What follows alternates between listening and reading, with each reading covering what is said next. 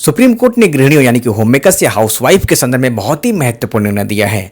आमतौर पर हम लोग अपने समाज में देखते हैं कि जो महिलाएं झाड़ू पोछा बर्तन करती हैं या बच्चों की देखभाल करती हैं या बुजुर्गों की सेवा करती हैं, उन्हें किसी भी प्रकार का वेतन या पैसे नहीं दिए जा रहे हैं। यही वजह है कि उनके इस कार्य का जो आर्थिक मूल्य होता है वो काउंट नहीं हो पा रहा है। यही वजह है कि उनके इस काम को ना तो जीडीपी में शामिल किया जा रहा है और ना ही नेशनल इनकम में शामिल किया जा रहा है।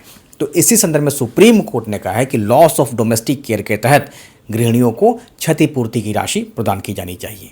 तो सुप्रीम कोर्ट का यह निर्णय गृहिणियों के खास करके जो उनकी जो स्थिति है उस दिशा में बहुत ही महत्वपूर्ण प्रभाव ला सकता है। यानी कि अब तक जो गृहिणियों के द्वारा किए गए इनविजिबल वर्क थे उसकी जो आर्थिक मान्यता नहीं मिली थी, अब उसको मान्यता प्रदान किया जाएगा। इसके अलावे वेमेन एम्पावरमेंट संभव हो सकेगा। जेंडर इक्वलिटी की बात की जाती है हमारे समाज में, वो भी कहीं ना कहीं स्थापित होता दिखाई दे सकता है। इसके अलावे देखा जाए तो जो सोशल जस्टिस की बात होती है वो भी स्थापित होता हुआ इस निर्णय से दिखाई देगा। तो सुप्रीम कोर्ट का यह जो निर्णय है वो गृहिणियों के दिशा में, गृहिणियों के क्षेत्र में या गृहिणियों के ऊपर बहुत ही अच्छा प्रभाव लाएगा।